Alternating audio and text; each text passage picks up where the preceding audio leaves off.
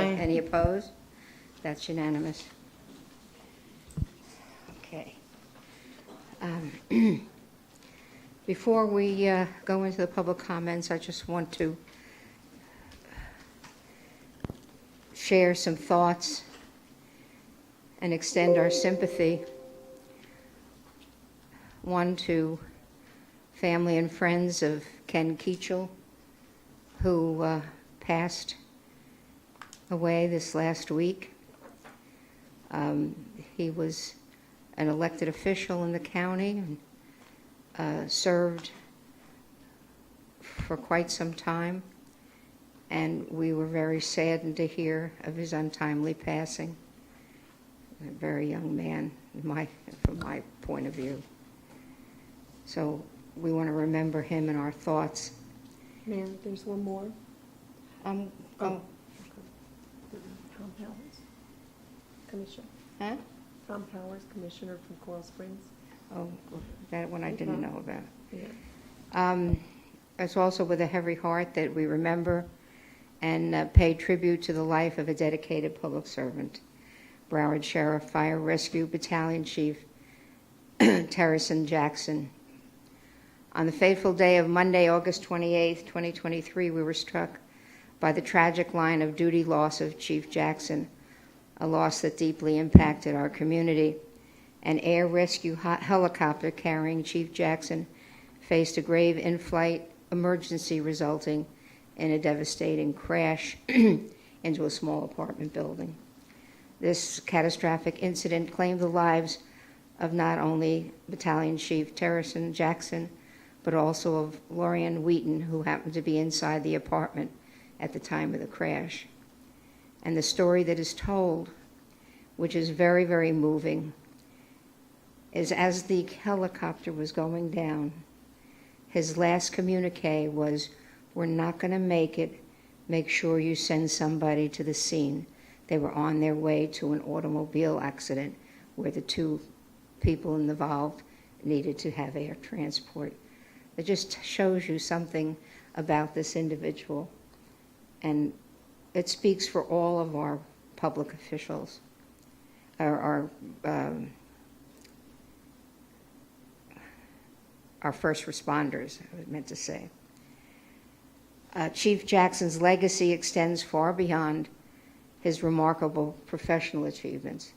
He was renowned for his warm-hearted nature and his unwavering willingness to extend a helping hand to those in need. Today, as we mourn the loss of a dedicated public servant, we also grieve the loss of a beloved member of our community. Our deepest condolences go out to his family and loved ones who are enduring an exceptionally challenging time. We also offer our deepest condolences to our own town employee, Richard Butler, who had a close family bond with Chief Jackson as his son-in-law, emphasizing Chief Jackson's dual role as both a dedicated public servant and a cherished member of our community. We stand in solidarity with Richard and his family, offering our unwavering support during this very difficult period. And you said there was another individual that passed that I... Yeah, just the other day, Tom Powers was a commissioner from Coral Springs. For a number of years, I served with him on various county committees and so forth. He was really a very, very kind man, and he passed away. There'll be a funeral on Monday for him. So let us keep these individuals' families in our prayers. Let's have a few moments of silence.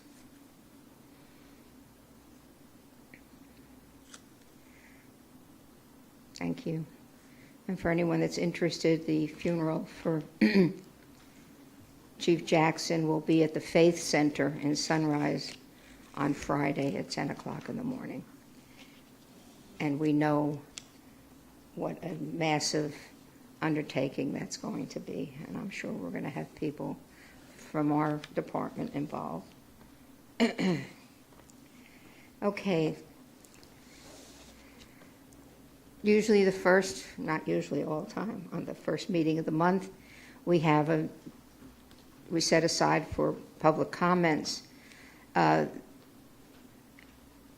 Speakers will not be limited on what they can speak about. However, they may not speak on anything that is on the agenda for public hearing.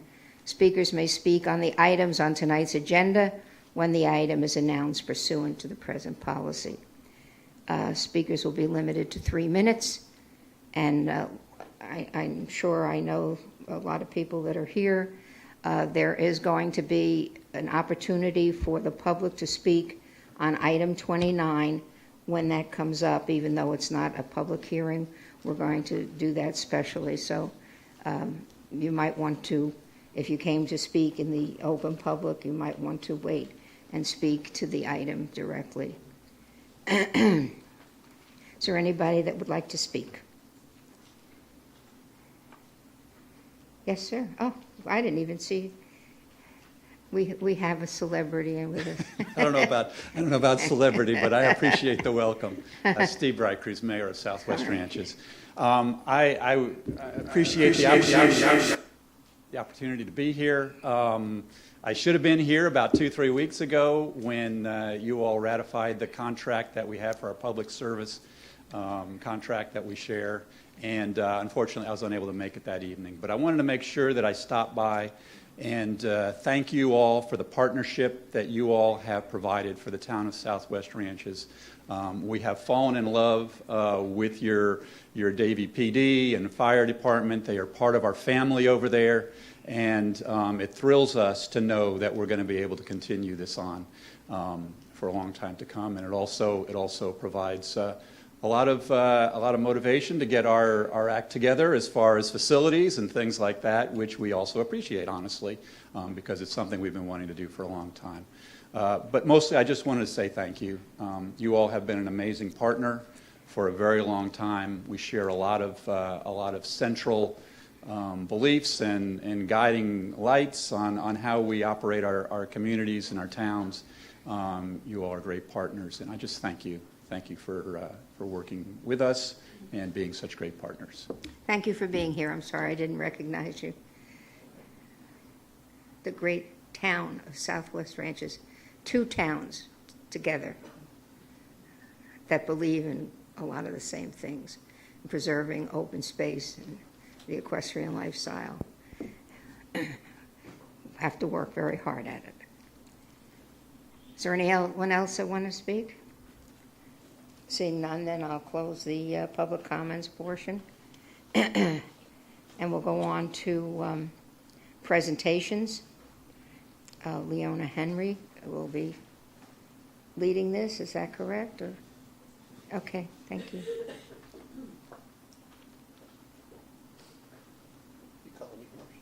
Oh. We have a presentation.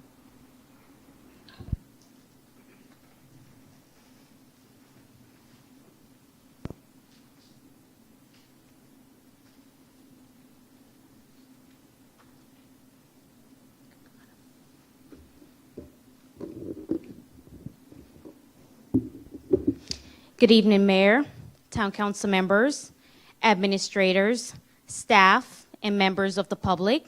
I am Leona Henry, Intergovernmental Affairs Manager for the Town of Davie. It is my honor to stand before you today to present Boris Poliak from Prestige Tailor Shop with this quarter's Let's Talk Business Recognition Award. As a reminder, the Let's Talk Business is a town-wide initiative where we recognize a local Davie business each quarter and provide them with this platform to share information about their business, including the products and services they offer. Our goal is to shine a light on the small businesses as they are the backbone of our thriving community. Prestige Tailor is located at 8440 West State Road 84. Boris, along with his wife, provides a wide array of services, including constructing, altering, repairing, or modifying garments for their customers based on their specifications, needs, and preferences. Boris is not a newcomer to his field of work. In fact, he has operated the Prestige Tailor Shop since 1987. He is a longtime Davie business, and he's only located 2 miles away from here. Small businesses such as Prestige Tailor offer something unique. They are a part of the character and individuality that makes Davie so special. For those questioning why they should shop locally, I want to remind you that a large portion of the dollars we spend on our local small businesses remains in our community and is used for our community. Today, I am thrilled to have Boris, who is the owner of this small business that provides such a niche service, one that we use and we need from time to time. Please take a moment, give me a few minutes to pull up the video, as it will highlight the outstanding services provided by Prestige Tailor.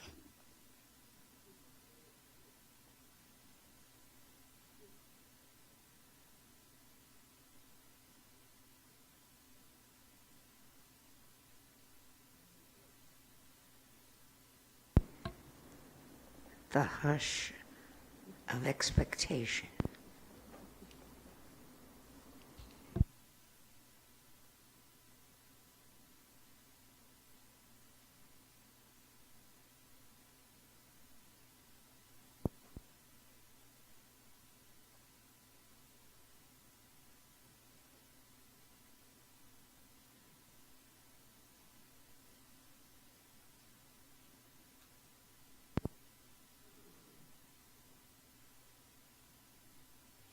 My name is Boris, I'm a tailor, and let's talk business.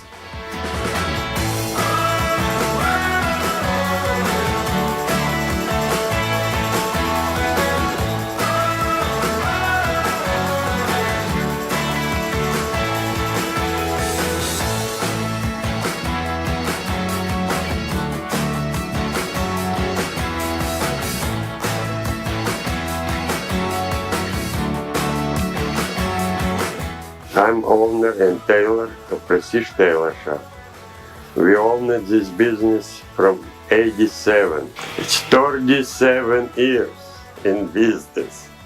We offer alterations on men, women, kids, gowns, leather stuff, anything what we can sew. It's a job where it's from heart. You do service to people, and people appreciate it when we do good job. We work in Prestige Tailor Shop from 9 till 5, from Tuesday to Friday. Saturday we working from 9 till 2. Sunday, Monday we close. We started from scratch. My grandma seamstress. She put me needle in the hand, and in Ukraine it was after World War II. We don't have nothing to put on the legs for people, and my grandma sewed boots from military coats, and this way I started to sew, and I learned to sew from 6 years old. When we decided to move to Florida, we started business in this area. We only built this plaza. And we was in first one in Davie, where is horses and cows over here. You have to put attention to every item this hard and do to the best of your ability, do the job.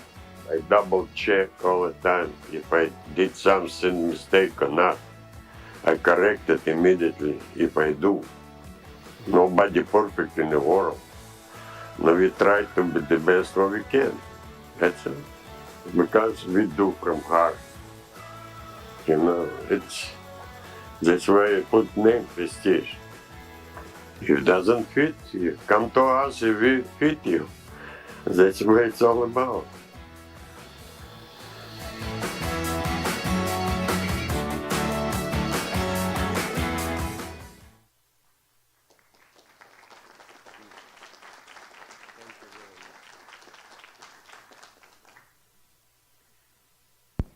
How wonderful. Would you like to say a few words? I want to say thank you to Davie, all people, plantation also. We serve police department of Davie. Lots of cops come to us. They very appreciate it. Also fire departments. And also ordinary people, all businesses. We well known. I promise till I see, till I walk, I do my best to city of Davie. Thank you. Thank you very much.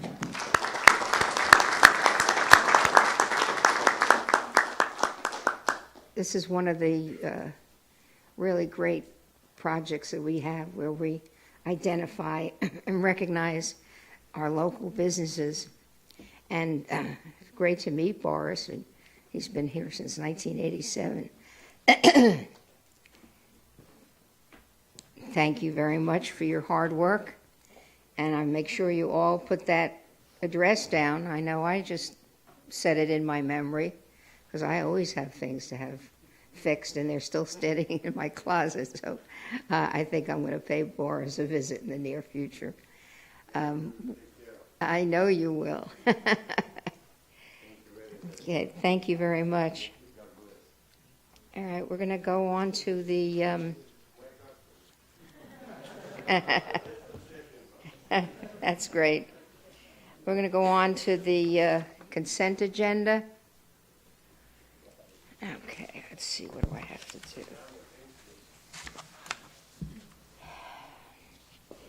All right, let me do the poll first. I'm going to poll 1, 2, 5, and 19. What was the last one? 1, 2, 5, and 19. 1, 9. Councilmember Whitman? None for me, Mayor. Vice Mayor? I'm good, Mayor. Nothing for me. Okay, thank you. And we have quasi-judicial consent agenda. Staff and the applicant are requesting a tabling of the following item to March 6th, the site plan for Our Lady of Victory. May I have a motion, please? Motion to table to the site plan to March 6th. Second it. All those in favor say aye. Aye. Any opposed? That's unanimous. Under the public hearings, staff and applicant are requesting a tabling of the following items to March 6th. Ordinance 23, which is the rezoning. Can we vote on these together, or we have to do them individually? You could vote on the tabling together. We can table them all together. Yes, ma'am. Under resolutions, number 24, the special permit. Under 25, a variance. Number 26, a variance. And 27, a variance, all for Our Lady of Victory Church. May I have a motion to table these items to the March 6th meeting? Motion to table 23, 24, 25, 26, and 27, Our Lady of Victory, until March 6th. Is there a second? Second it. All those in favor say aye. Aye. Any opposed? That's unanimous. Thank you. Okay. Take a look at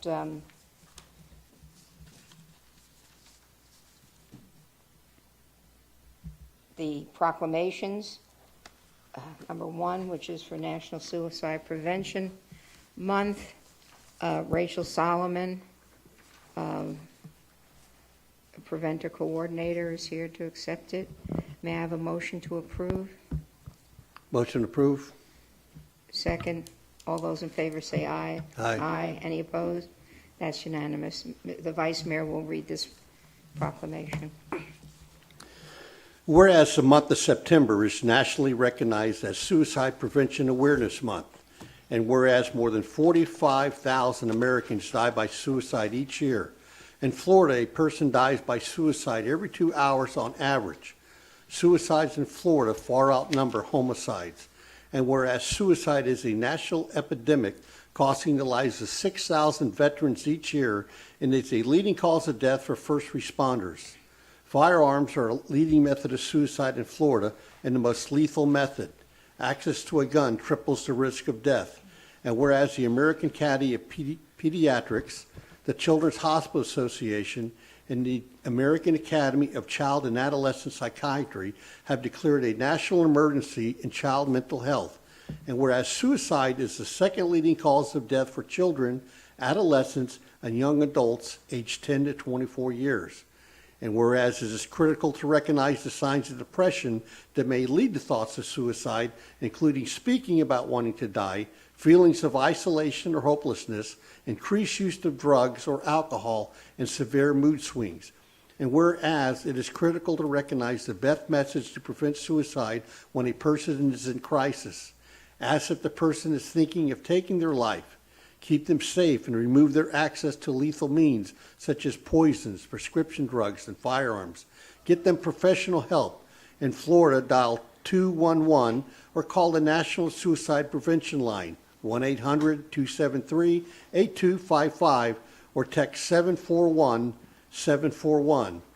And whereas the League of Women Voters of Broward County has provided significant leadership in suicide prevention through community education and the creation of their Lock It Up gun safety program, along with the Florida chapter of the American Academy of Pediatrics. Now therefore be proclaimed that the mayor and the town council of the town of Davie dare hereby proclaim the month of September 2023 as National Suicide Prevention Awareness Month, and enthusiastically supports the mission of Lock It Up by encouraging safe storage of firearms and removal of other lethal means to prevent suicide. Thank you very much. I'm going to have you read this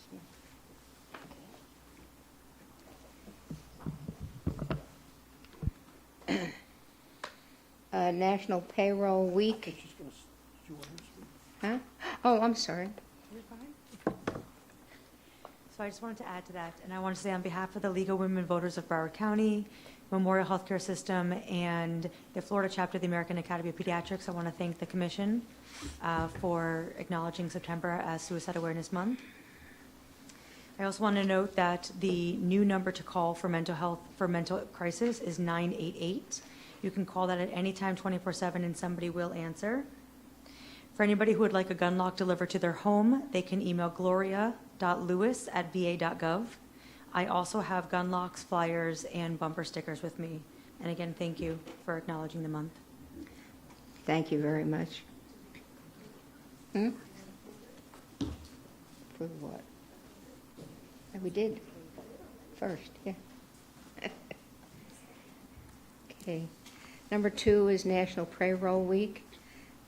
William Ackerman of town will accept. It will be read by Councilmember Whitman. May I have a motion to approve? Motion to approve. I'll second that. All those in favor say aye. Aye. Any opposed? That's unanimous. Whereas the American Payroll Association sponsors National Payroll Week to highlight the professionalism of the payroll industry and to celebrate the dedicated payroll professionals who work to ensure paychecks are delivered to employees accurately and on time every time. And whereas Davie's payroll professionals engage in complex activities to coordinate, calculate, and pay employee wages, insurance, retirement benefit, workers' compensation, and other benefits, as well as to correctly withhold, deposit, and report federal taxes, retirement contributions, and other items. And whereas National Payroll Week coincides with Week of Labor Day to spotlight the achievements and symbiotic partnerships between America's employees, payroll professionals, and various government agencies. Now, therefore, be it proclaimed that the mayor and the town council of the town of Davie do hereby proclaim the week of September 5th through the 9th, 2023 as National Payroll Week. Thank you. Mr. Hackman. Good evening, Mayor, Vice Mayor, Council members. Bill Ackerman, your Budget and Finance Director. I have a 50 slide PowerPoint presentation to do right now, so if you have a second. Thank you very much for this proclamation. We greatly appreciate it. Crystal, Ariana, and Kayla, who work in our payroll division, could not make it tonight, but they do a great job. Grace and Human Resources, their department, is a huge help to us as well as all timekeepers throughout the town. Without them, we wouldn't be able to process payroll weekly, on a bi-weekly basis. Weekly would be nice. Bi-weekly basis, and we appreciate everybody's support, and especially town council. So thank you.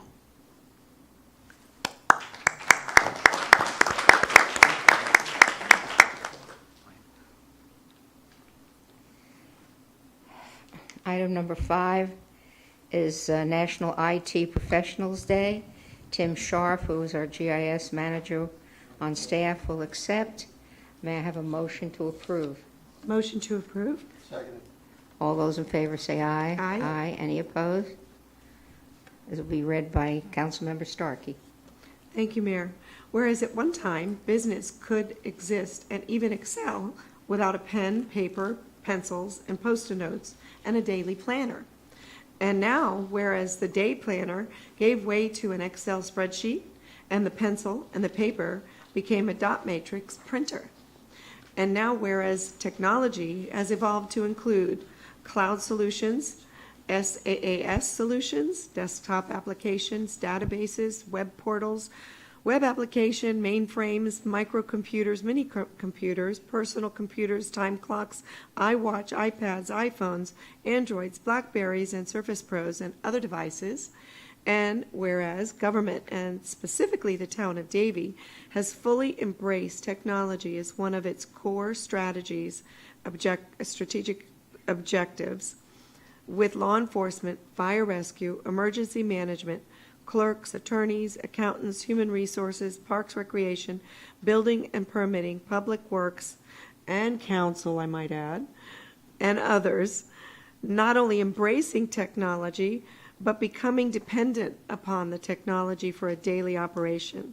And whereas behind every technology stands, often silently and invisibly, IT professionals, i.e. the help desk technicians, database administrators, system analysts, developers and architects, engineers, system and network administrators, security analysts, managers and directors and others who have been eager to work behind the scenes and enable innovations and productivity to help their organizations' various business units remain relevant, productive, resilient, efficient, and effective in their daily operations.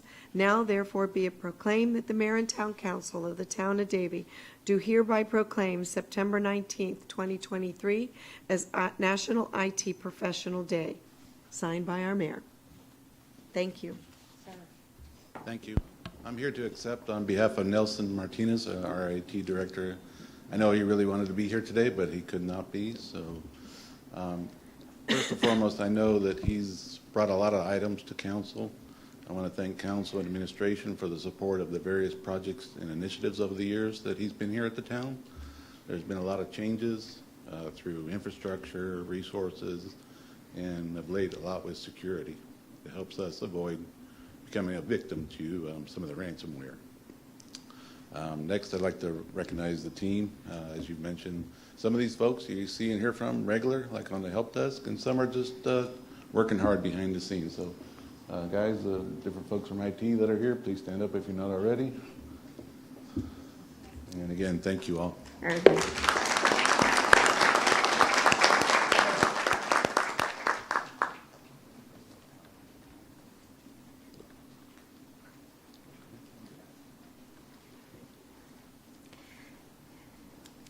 You know, the importance of the IT department has grown tremendously. Really?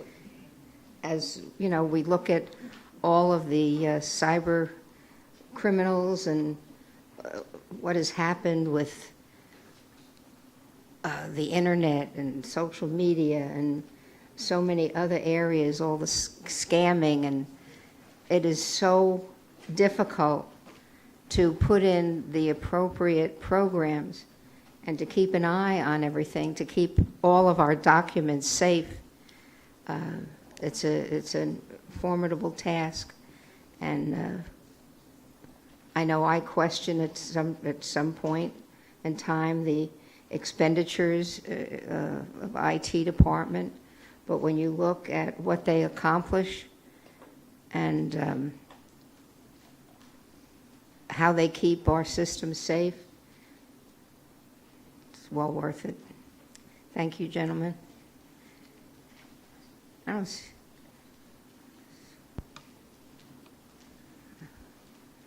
I don't see a woman in there. Huh. Have to look into that. Mayor, before we continue, we did not vote on the consent agenda minus the items that were pulled, if we can. I didn't. No. I'm so glad you keep That's track okay. of me. Make me do the right things, because I saw Alan come up, and I thought to myself, uh-oh, what'd I do? All right, let's take a vote on approving the consent agenda minus items 1, 2, 5, and 19. May I have a motion? Motion to approve. I'll second that. All those in favor say aye. Aye. Wow. That's approved. Thank you for keeping an eye on me. Sometimes I get so involved in all the specifics. We also need to do the pulled items. You what? We also need to do the pulled items. Oh, we did the 3 of them already. I'm about to do the other one. All right. Don't, not that bad. Thank you. Take care. That's what they were waiting for. Oh, Lord. Okay, where is it? Number 19. Number 19 is the site plan for AB First Real Estate on 5337 Orange Drive. What I would like to do is first have the applicants here. Okay. May I have a report from staff? Brief report. David Quigley, Planning and Zoning Manager. This is what was originally a single-family home on Orange Drive. It was converted into an office some years ago. A landowner recently built a building, a shed in the rear yard, and some other improvements. This site plan modification would rectify those issues in the code enforcement case that's in the background. And I'd be glad to answer any questions that you might have. It's an office use for a construction company, and there's no outdoor storage or anything like that that's you would normally see with a construction company. It's the office part of the use, other than the shed.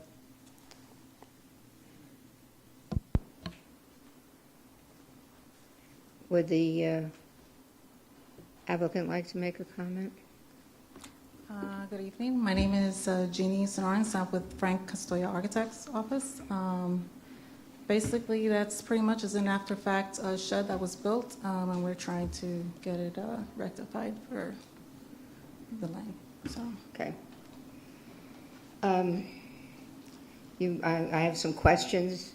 Either you or staff can respond. So this is an after the fact, and I don't need to reiterate my feelings about after the fact approvals. It means that somebody slipped up and didn't do their homework. I'm concerned about the uses of the buildings. It says in the backup that it's going to be used for tools, which is appropriate for the office. So if you got a construction company and you're going to be storing tools, then your workers have to come in and out and pick up those tools. So I think it's a fine line between not keeping any construction materials, even though you say they're not outside. You're still storing building materials. I don't want this to end up as another code issue, because unless you can put something into the site plan or into the agreement that has to actually be written down and signed by the individuals, that they will abide by the law and will not do any construction business other than office from that site. That means that maybe you can't store those tools there, because if your workers are going to be coming in and out in their trucks to pick up those tools, and tell me if I'm wrong, but if you're going to keep tools there, you're not going to just keep them there to look at. So that concerns me. I also want a little more information about the drainage. I know the water district, all they wanted was a berm or something, but when you're adding all that pavement to a project, I am very concerned about the drainage, especially on the east side there where flooding is an issue. There's too much pavement that has gone into an area that was at one time more open and could absorb the water. So those are some of my initial concerns that you might want to address. Well, first of all, I'd like to say the owner is not here tonight. He has surgery, so he wasn't able to come and answer any of these questions about the tools and equipment on the property. But I do know they work in airports. They do not have any construction equipment or anything on the property. Mostly it'll be used for office use, which will be records, supplies for the office, and there will be some small tools, maybe even lawnmowers, things that will be more addressed in for the property and the office. And that's why you needed such a large building and a shed? That he will have to answer. Oh.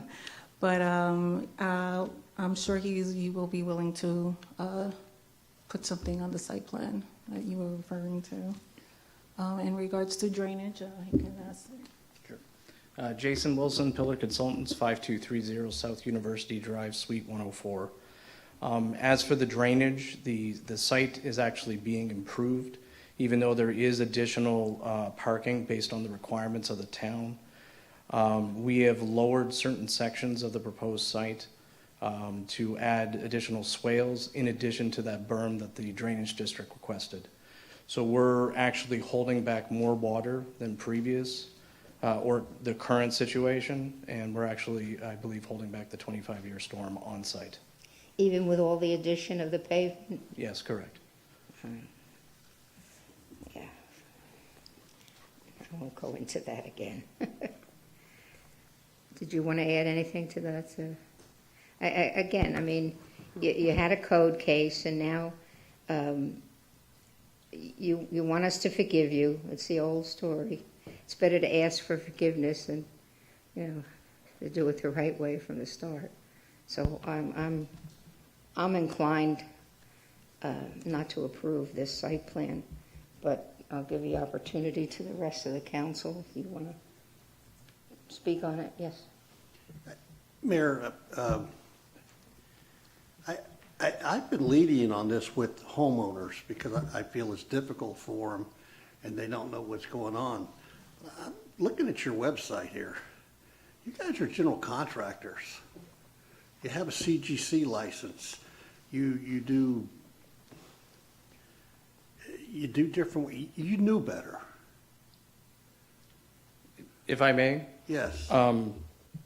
Seeing how this might be going, I would like to request a tabling until the owner could actually represent himself to explain the situation. I think that's probably a good idea. Mm-hmm. Would you like to make a motion? I'll make a motion to table. Until?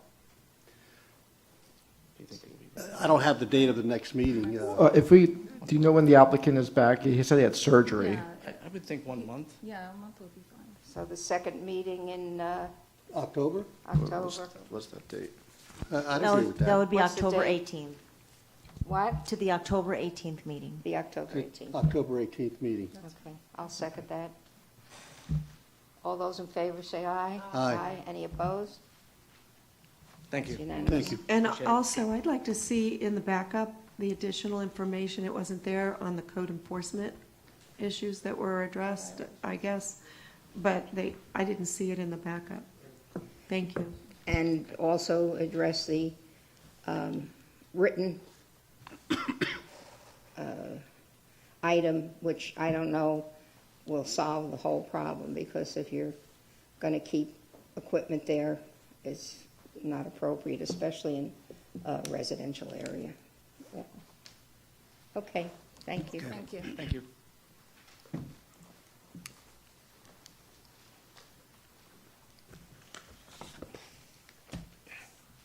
Moving right along.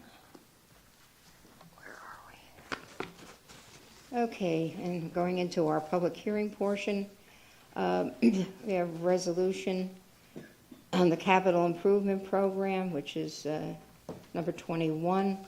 Mr. Weinthal, do you want to read that into the record for us, please? Yes, Mayor. A resolution of the Town of Davie, Florida, approving the 10-year capital improvement program for the Town of Davie for fiscal years 2024 through 2033, providing for conflict, providing for severability, and providing for an effective date. Thank you. This is a public meeting. If there's anyone from the public who would like to speak on this, you can come forward at this time. Seeing none, I'll close the public hearing. Is there any discussion by council? We've been working on this for quite some time, and the number of capital improvement projects that we have coming up are phenomenal and will make a tremendous difference in the town. So can I ask someone to make a motion to approve? Motion to approve. Second. Roll call, please. Councilmember Starkey? Yes. Vice Mayor Lewis? Yes. Mayor Paul? Yes. Councilmember Whitman? Yes. Motion passes. Thank you. Number 22 is a code amendment. Mr. Weinthal, would you read the ordinance by title, please? Yes, Mayor. An ordinance of the Town of Davie, Florida, amending the following sections of Chapter 12, Land Development Code. Article 3, Use Regulations. Article 7, Parking. Article 10, Planning and Development. Article 13, Special Planning Areas and Districts, Division 5, United Ranches Overlay. Division 9, Griffin Corridor District. Division 10, Regional Activity Center Academical Village District. Division 11, Regional Activity Center Districts. Division 12, Transit-Oriented Corridor. Article 14, Definitions, providing for conflict, providing for severability, and providing for an effective date. Thank you. We'll have a public hearing also on this ordinance on September 20th at the second reading. If any member of the public wishes to speak on this, you may come forward at this time. Seeing none, I'll close the public hearing. Council, there anything? Oh, I'm sorry. I'll reopen the public hearing.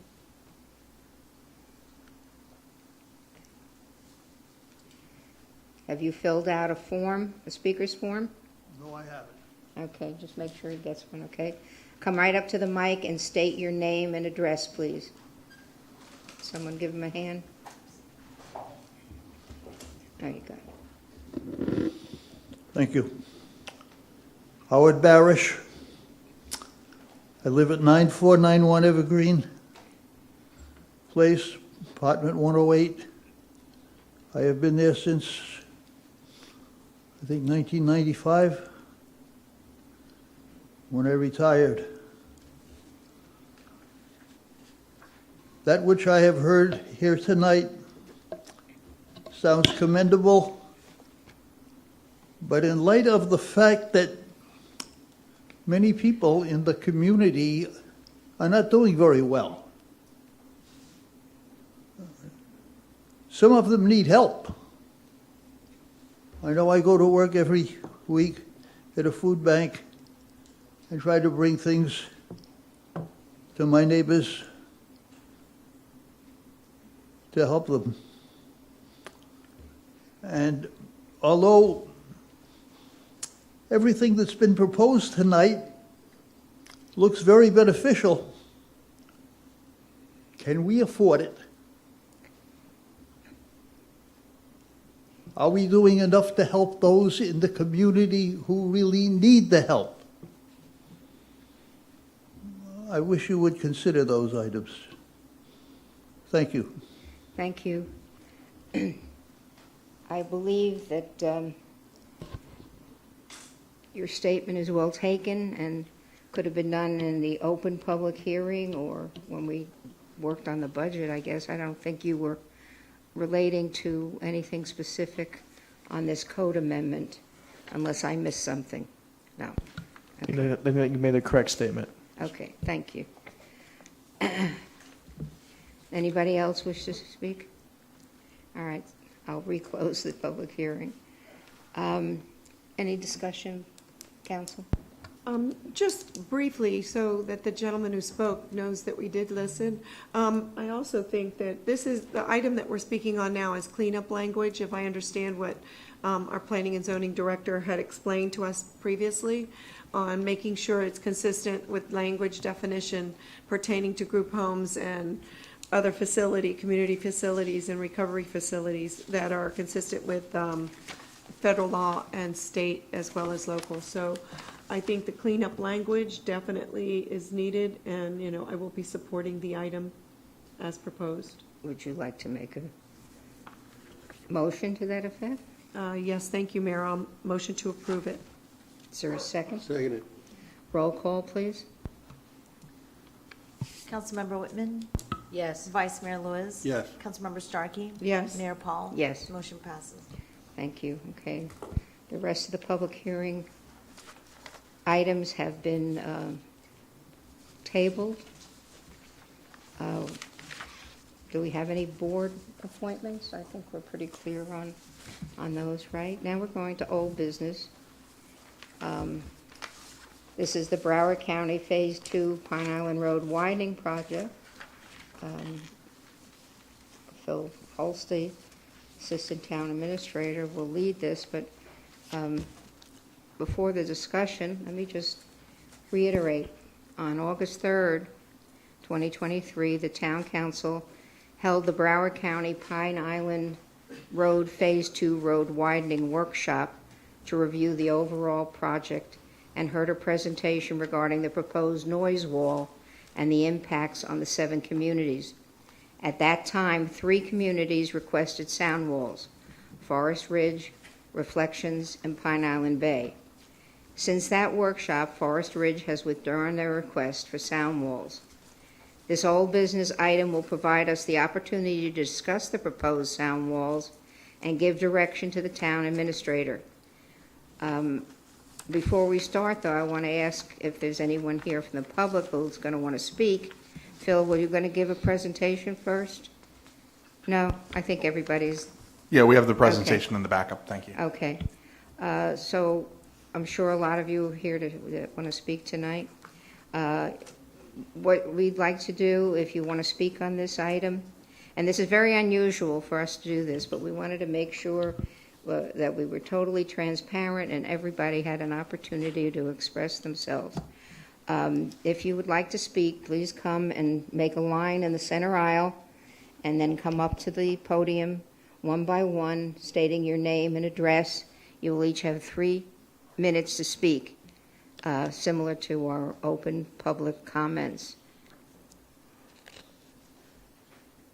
No one wants to speak? Okay. Hello.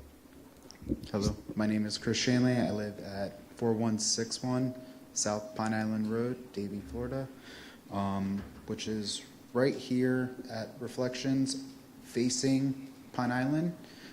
In discussion with my wife after the workshop that we had, her and I and my neighbors of Reflections are against the sound wall, just for the habit of the way the sound would approach our bedrooms, which are, most of us, our bedrooms are on the top story, as well as the assessment of the amount of land that would be taken from us in order to build that wall.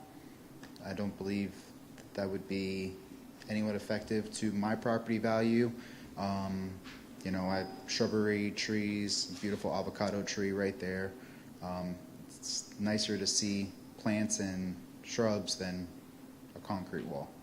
So, in my opinion, I'm against the sound wall for reflections. Thank you. Yeah. Anybody else? You didn't follow my directions. If you want to speak, this will make things move faster. Go and stand in the center aisle if you want to speak. Okay. Good evening.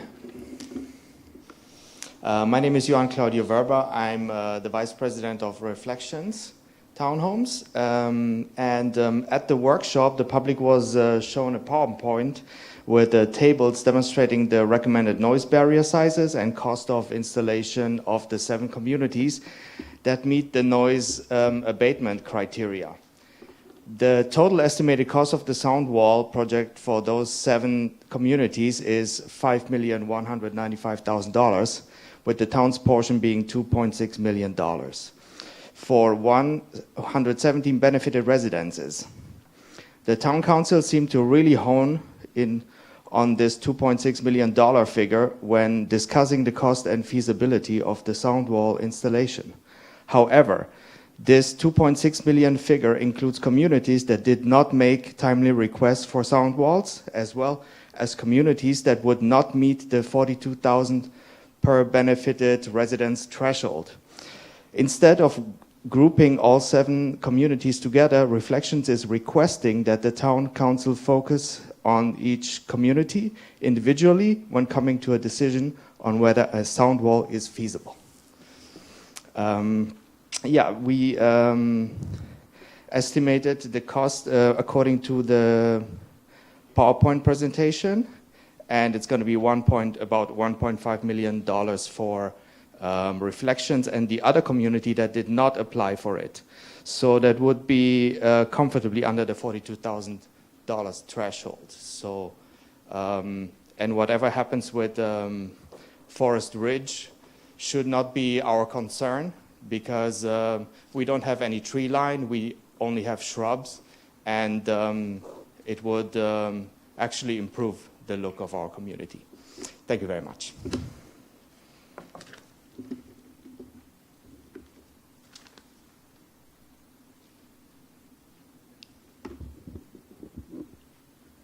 Good evening. My name is Bill McKee. I'm president of Reflections Homeowner Association. And I know we had one homeowner speak, and he's representing about 18 homes that back up very close to Pine Island. We have 66 other homes that are facing Pine Island, and we have to put up with increasing traffic noise. On January 24th, 2017, the Davie administrator, Richard Lamack, is that his name? Right there. Confirmed support for the road expansion. Through all the planning, there's never been consideration of the effect this project would have on the homes along Pine Island Road. That's kind of amazing. When Reflections was built, Pine Island Road followed the east side of Bamford Park all the way down to Orange Drive. In the late 1980s, Pine Island was moved to bisect Reflections. So now you're helping to bring traffic from University Drive through our bedroom community.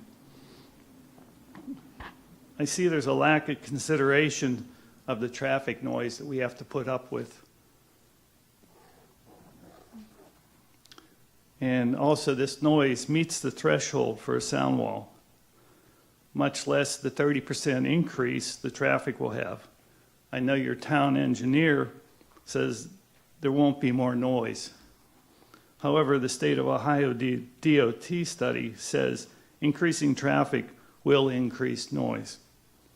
Also, moving traffic closer to the homes will increase noise. At the workshop, you implied that walls don't work. Well, the Minnesota DOT happens to conclude that noise barriers prove to be effective in providing noise reduction. In 1972, Congress passed legislation requiring states to provide mitigation for highway noise.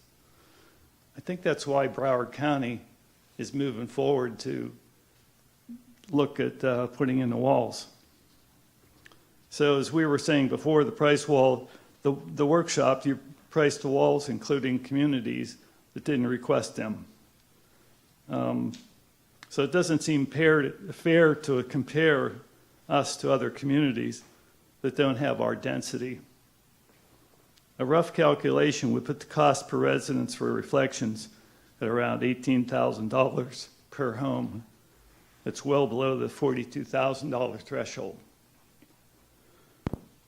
The walls are not something that we look forward to, but we didn't look forward to the road expansion either, which you seem to go ahead and let. Oh, by the way, Sunrise paid for their half of the walls in the Hiatus Road extension. Thank you. Is there anyone else who wants to speak? Okay. We'll close the public portion of this discussion. And if there's anybody on council who would like to make a statement.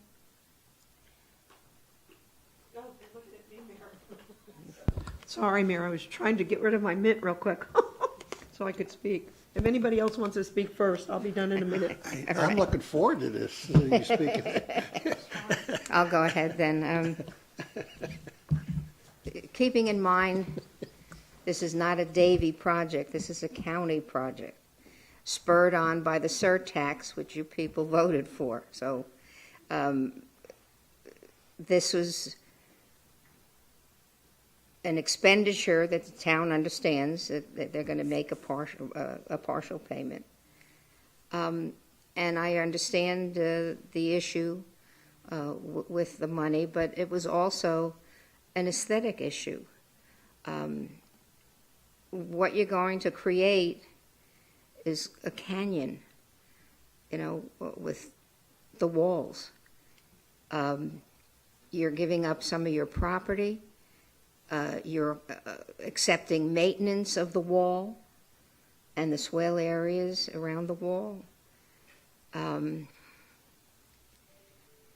Granted, you possibly could have some better planting than areca palms along Pine Island, because they are more of a nuisance than anything else, but they are thick and they do hold out a lot of the noise. We've taken a very close look at, the work of the engineers, and I know last gentleman that spoke brought up facts from different states. And I did this at the last workshop, I mentioned it, that and this is not a highway per se, this is not an I-75 or a 595. The residents in Ivanhoe begged for years for walls to protect them from the sound of I-75.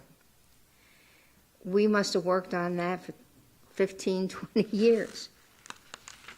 And they kept saying, well, when we make improvements, we'll put up the walls. When they finally put up the walls, I get so many complaints about it's not properly maintained, there's graffiti, it's an eyesore, there's no air moving, the area behind the wall collects too much water, and on and on. So it's not going to be, as a homeowner, I would personally would much rather have the greenery than the wall. And I know this is a hard thing. And you have to be careful what you wish for sometimes. The wall sounds like a great idea, and you think it's going to solve all your problems.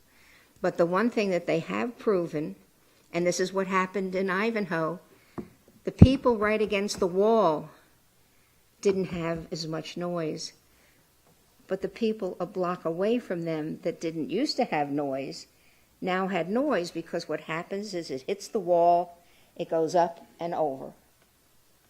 So you're not going to, by having a wall, going to eliminate the noise.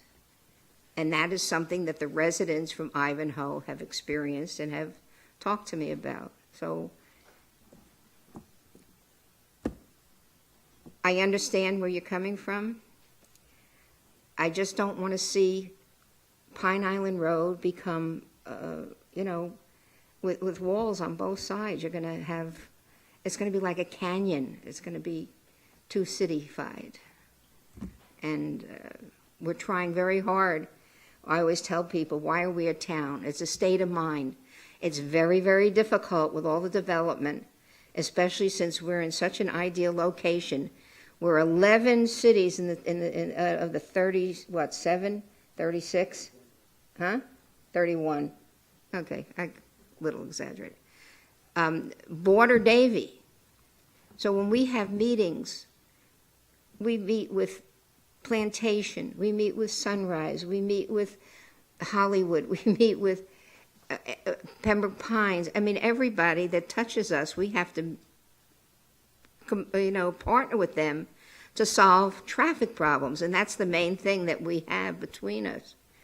And at a recent meeting with Commissioner Geller, I brought up the importance of keeping the traffic moving by doing a better job of synchronizing the traffic lights along the different roadways.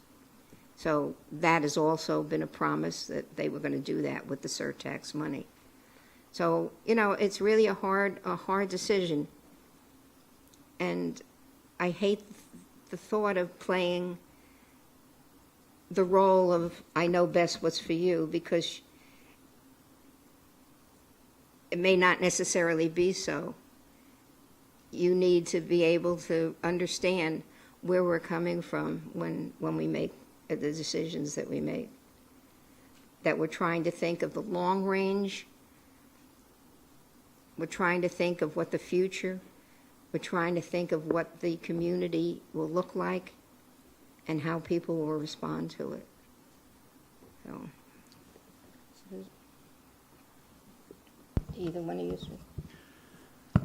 I appreciate it. I appreciate your comments. A lot of what you said I was going to say, and I totally agree with what you say.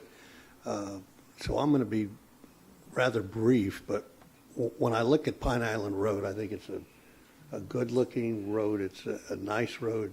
Sure, it needs some improvements, but to put a wall down that road, it does not fit in this town. I'm sorry the people in Reflections may want it, but I can't support that wall.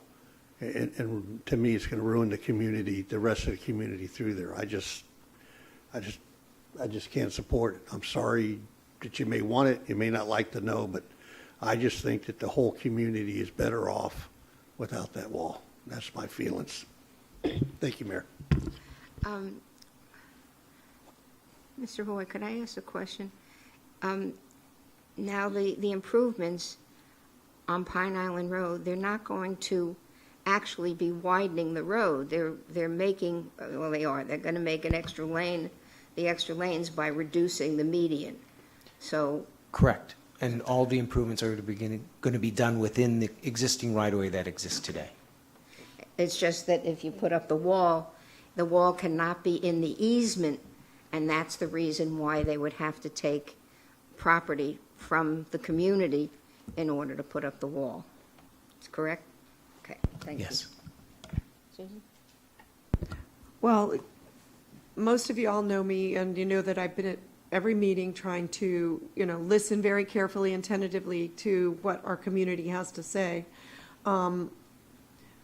Many years ago, when I first moved in here, I remember the fight that the council had. I wasn't even elected, in the early or mid 1990s, over the whole Pine Island and widening of the road at that time.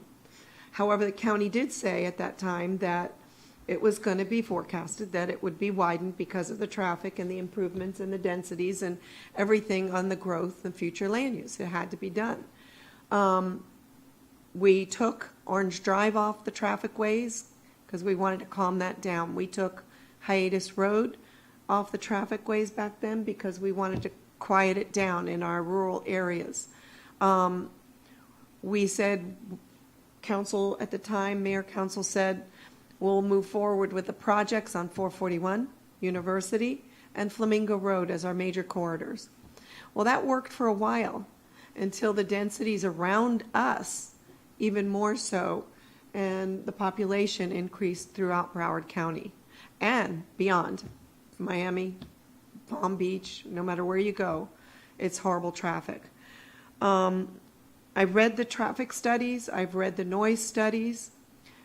The return on investment on this, it's only a 0.7 something decibel.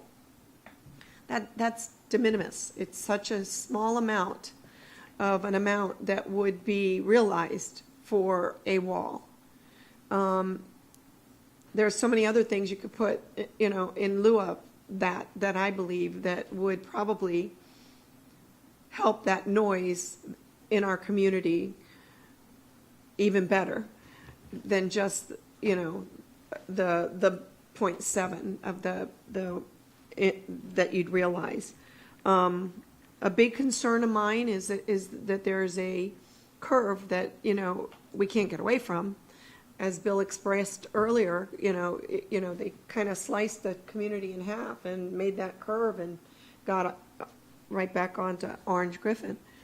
What that did was they put the guardrail there, but that curve is very dangerous to me. That was a big consideration of when I was considering a wall, was for the safety factors. And I asked just about everybody, every engineer, everybody I knew, even at the county level, what would be safer? Well, my common sense kicks in. If you're driving a car, you hit a wall, you hit a wall. It's pretty impactful and it's serious. However, if you hit a guardrail, there's give to it. So there'd be less fatalities. I agree with the mayor. We can do better with the landscaping, perhaps working with the county. But from a safety factor and the de minimis amount of 7 decibels that you would actually have as a reduction, I just don't see that, and that's such a small amount when you consider, it's already at 65 or whatever we had in our studies. I didn't write it all down, but I have it in backup. So it just seemed to me that, that small amount isn't going to realize to put a wall in. And most of the wall that was being proposed in 2 different places, one was going to be 8 or 10 feet tall, which is really difficult if you really want to know, to see that would be hard to, I don't know. There's many aspects, but the biggest one for me was the safety of my community. That's my obligation to this town, is the health, safety, and welfare of this town. Yeah, we could talk about aesthetics and plants. We love that. We love our trees. We love our greenery. We love all those things. And yeah, I'd probably be willing to spend, the money on it if I thought that it would be safer.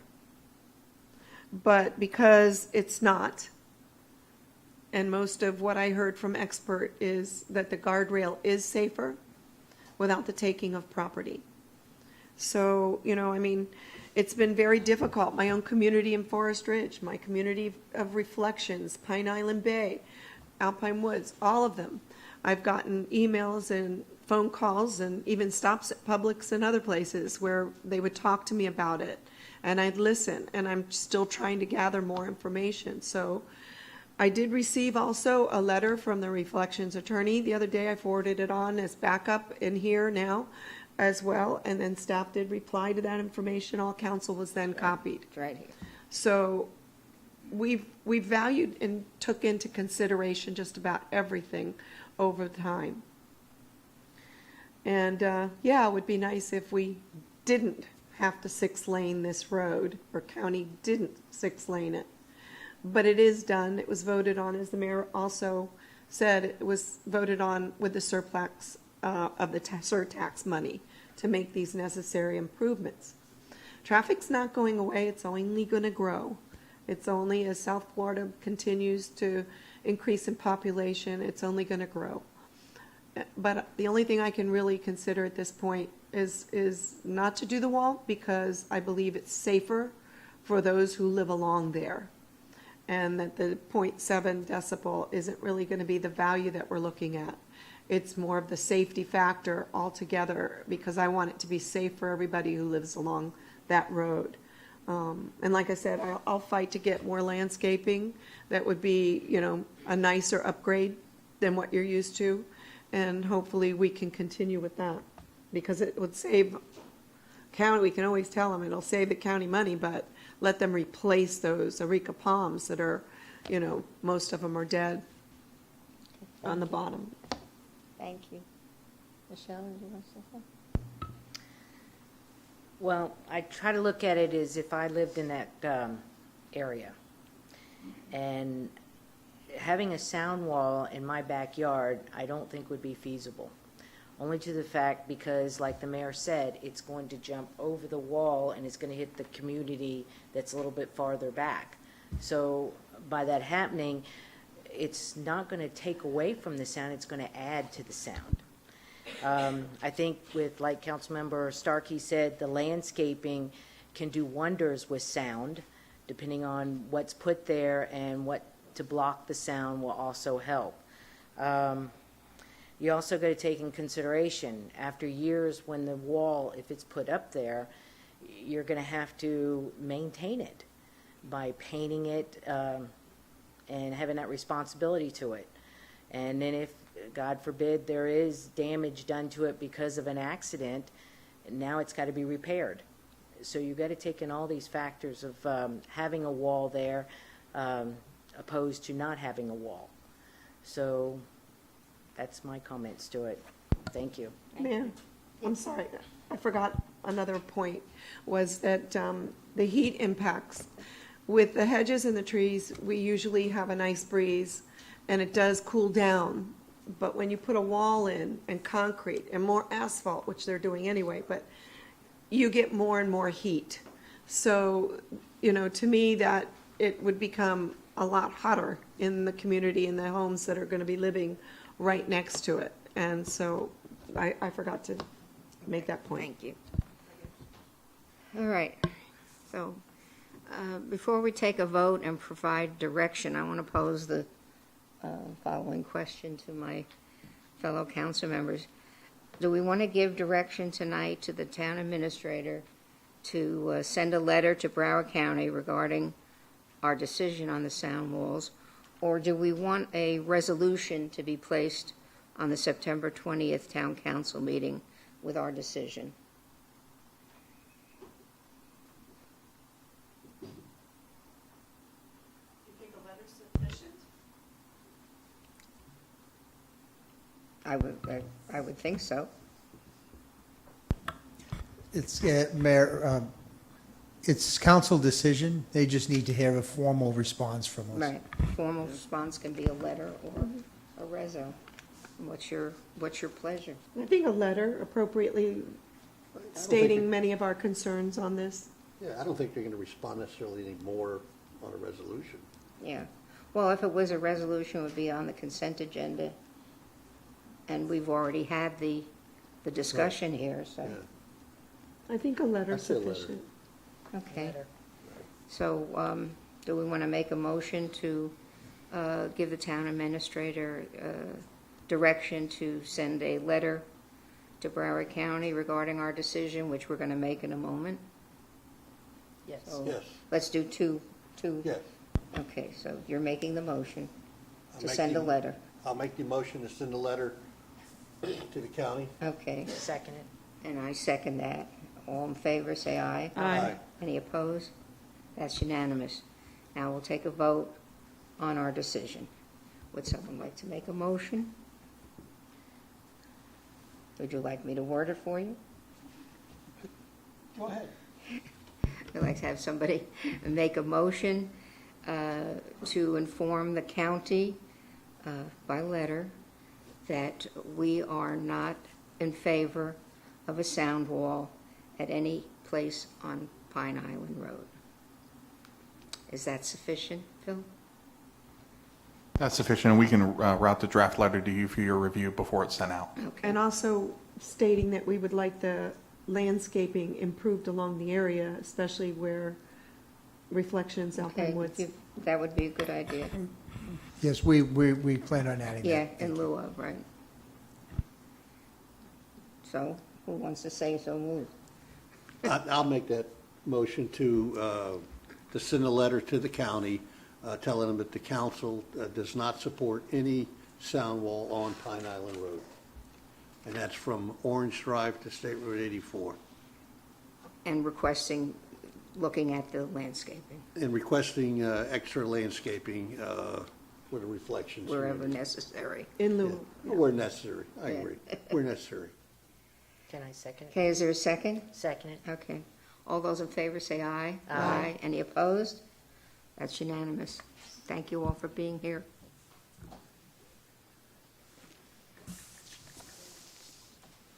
Let's see, there's no new business.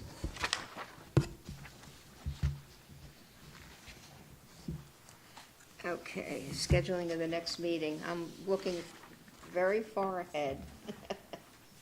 And I'd like to have someone propose a motion to cancel the second meeting of December, which is the 20th, and the first meeting in January, which is the 3rd. Good idea. So moved. You have to make the, oh yeah, so moved, okay. Is there a second? Second. All those in favor say aye. Aye. Any opposed? That's unanimous. Thank you. Don't forget, the 14th is a special assessment hearing. Okay, now we come to mayor and council member comments. Councilmember Whitman, would you like to start? Thank you, Mayor. Next Monday, our Davie Police Department will conduct an active assailant training at the Pine Island Multi-Purpose Center and Fitness and Aquatic Center. The facilities will be closed from 12 to 4:30 p.m. to accommodate the training. As a reminder, this is for town staff only. On Tuesday, September 11th, the town will kick off its diaper drive. We have several town location sites, including the Pine Island Multipurpose Center, Davie Police Department lobby, Fire Rescue Main lobby, and temporarily Town Hall located in Building C. The diaper bank needs adult and newborn diapers, pull-ups, and baby wipes. Please donate to this worthy cause. Our engineering team is having 2 community meetings this month regarding 2 planned roadway improvement projects. The first one is for the Orange Drive Roadway Improvement Project, which will take place from Davie Road to the Florida Turnpike.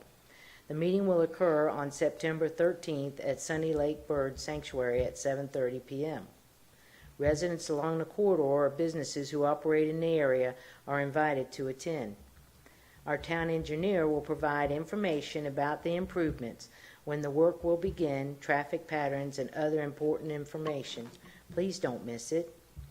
The following roadway community meeting will take place later this month on September 27th at 6:30 p.m. This meeting is about the planned improvements along Southwest 30th Street between Southwest 75th Avenue and College Avenue. The meetings will take place right here at the Pine Island Multipurpose Center. And last but not least, wishing all our September babies a happy birthday. Thank you, Mayor. Thank you. Vice Mayor?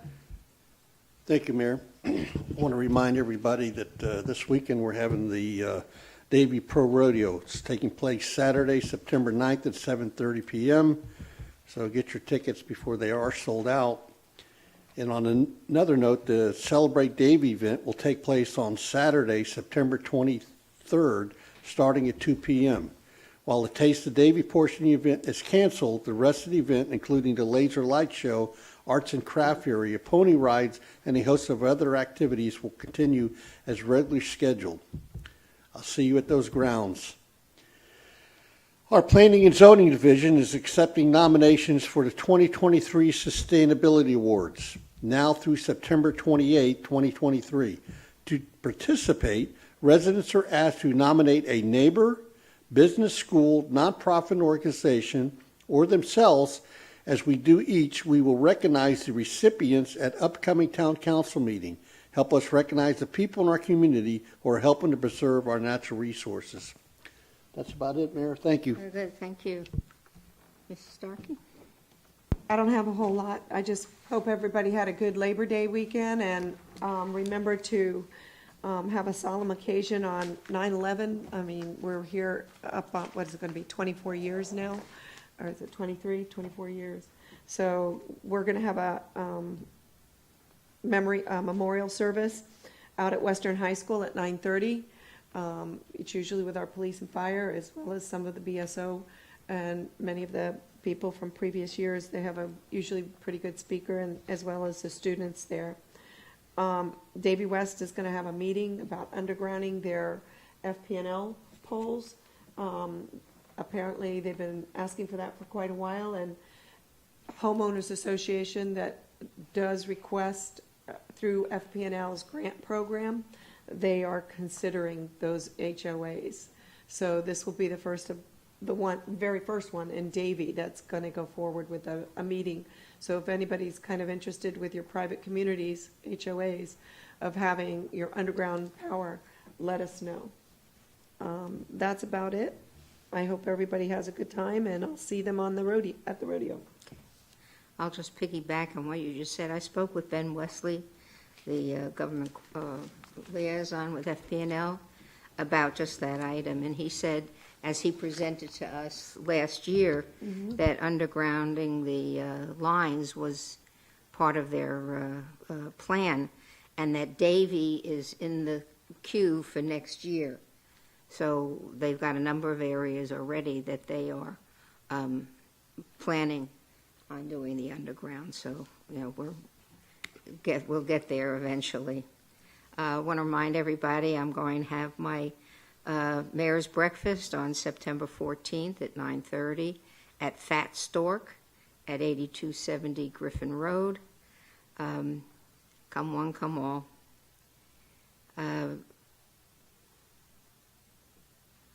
I don't know, because of how the discussion went, but I wanted to remind you, whether we brought it up at the last meeting or not, that we asked the Ag Committee, the Environmental and Agriculture Committee, to be tasked with research on digesters, which is to be brought up as an alternative also, and we want to add that to the county program. I think I brought this up at the meeting we had with Commissioner Geller. We've got to start to be a little more proactive on some of the ways and some of the things that we do in relationship to sustainability. I can remember back in the 80s, I went to the county commission and recommended that they do a desalinization plant. And they told me that I was crazy, that it was too expensive, that the public would never approve it. Had we done it then, it would have been paid for already. And a lot of our problems in the communities where they have saltwater intrusion would be a lot better off. So, you know, sometimes that expense might be there, but the future and the sustainability of the community, we have to be a little more proactive and engage in some of these ideas. So we were looking at putting a digester at the farm park, and it might be a good way to show people experimentally how it works and what the byproduct is and how it generates electricity. I'm not going to give me another 5. I'll take Carol's time. You already mentioned the rodeo this weekend. We also have the Orange Blossom pageants this weekend. Friday here is the Mrs. Orange Blossom, which is tied in with the luncheon, senior luncheon. And Saturday here in this room is the youth pageant ceremonies. I didn't realize it at the time, and I know it was the chess with the mayor was supposed to be in October, and it was changed to September. But unfortunately, Movie in the Park, which is Friday night, and the mayor's chess is on Saturday, and that's Rosh Hashanah. So it's going to be a little difficult, and I'd like to and I know Vice Mayor wouldn't be able to make it, so I would like to know whether Susan or Michelle would like to represent me at the chess match on Saturday. The other thing is, and this would help, I went last night to the opening of the Community Police Academy, and I would have also gone to CERT. It was interesting because when I got there, I said, "Where's Michelle?" Michelle would always be here. Well, when I got home, I happened to look at Facebook and find out that the same night was the first night of CERT, which I didn't even know. So we need to do a little better job on communicating. I mean, it would have been a little harder for me, but I could have made both of them. So I'm really surprised that both were starting at the same date. I think one's shorter than the other, so it shouldn't be an issue for the graduations. I can make both of them. But we do need to do a better interdepartmental review of our calendar events so we don't have conflicts, so we have more people that can go to more things. I would certainly appreciate it. I think that takes care of that. Thank you. Mr. Lemack? Mayor, thank you. I'm going to call upon Deputy Town Administrator Marciano Lewis to discuss something. Thank you, Mr. Lemack.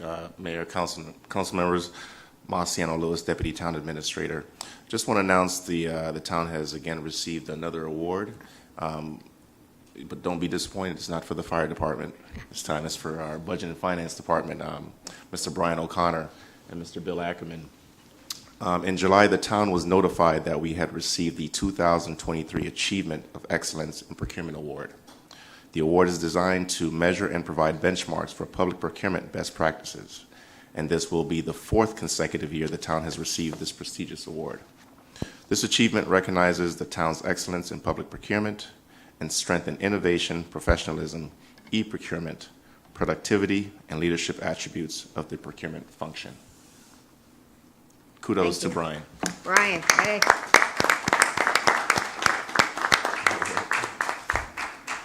We got so many awards. We have room for all these things on the walls and in cabinets. Show them when we have a new town hall, we'll be able to show them all off. Mr. Weinthal. Yes, Mayor. I actually have a discussion tonight. I need to ask for direction for you all. And I'm going to read it because I can't pronounce it properly. Polyfluoroalkyl, also known as PFAS. I'm not sure if you all are aware of heard that.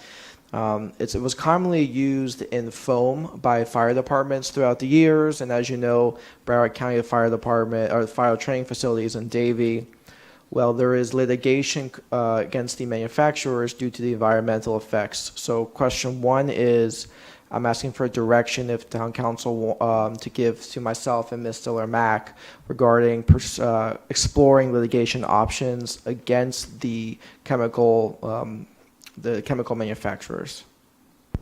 The Broward League, the Florida League of Cities and I, under legislative issues, we've been working with the state legislators on trying to make sure that the polluters pay, whatever it might have been, whatever that chemical company was. And so as part of PFAS, there's going to be proposed again, there was last year, there'll be proposed again, legislation again this year. They're trying to, like I said, make them pay, and I think that each individual city or collectively, they're still determining whether they're going to go forward or not. You might know better if they've already taken that initiative through all the other cities. There's, especially around Air Force bases and up in the Panhandle, there was a lot of problems with that. That's what initiated one of the commissioners in that area to kind of bring it to our attention a few years back. So we started studying it through the Environmental Committee.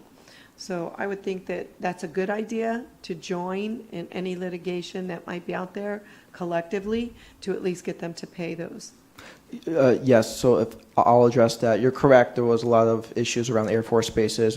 Davie, we don't have one regarding joining. So I took a couple CLEs on this matter earlier in the year, And I was predicting that it was going to be similar to the opioid litigation where the state would take charge. That hasn't come to fruition, and I'm worried that if we keep waiting, we're going to miss out on the money. So if we move forward, the town would move forward as the town of Davie individually.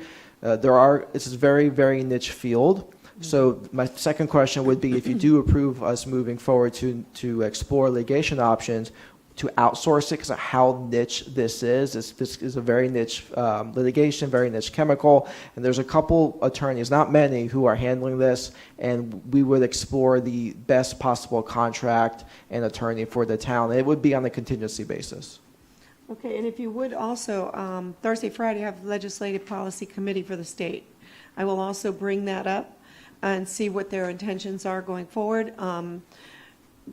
Craig Korn is also, you've probably spoken to him before on some of these legislative issues that we've had. He's legal counsel for the Florida League of Cities. You can also reach out to him on that and see what the league is from a attorney perspective might be on that from a state. For state. Of course, I'll do that, and I want to applaud the council with regard to the opioid litigation. We waited till the state took action, so we didn't have to pay any lawyer fees. Exactly. Whereas the municipalities that hire a lawyer had to pay lawyer fees, Right. which took out money from the coffer. So, but I'm not seeing that happen in this case. But I will reach out to them and see if that is going to come to fruition. Then I would say we wait, and so we don't have to pay lawyer fees. But if not, I don't want to see the town missing out. I think you're correct. I agree. All with us? Continue You to have your research direction. that. Perfect. Thank you. Thank you. Okay, before I close the meeting, I just want to thank Mr. Lemack and his entire staff on the budget process. We work on that, and I say we because it's a team effort. Everybody in our town works on that budget process. All the employees have an opportunity to know what's going on and to participate in the budget process. All the residents are given the opportunity to participate in the budget process. So again, I'm so happy that we are transparent, that we're open, that we have all these meetings, and that the final product is something that we can all be very proud of. So thank you very much. And if there's no objection, we're adjourned.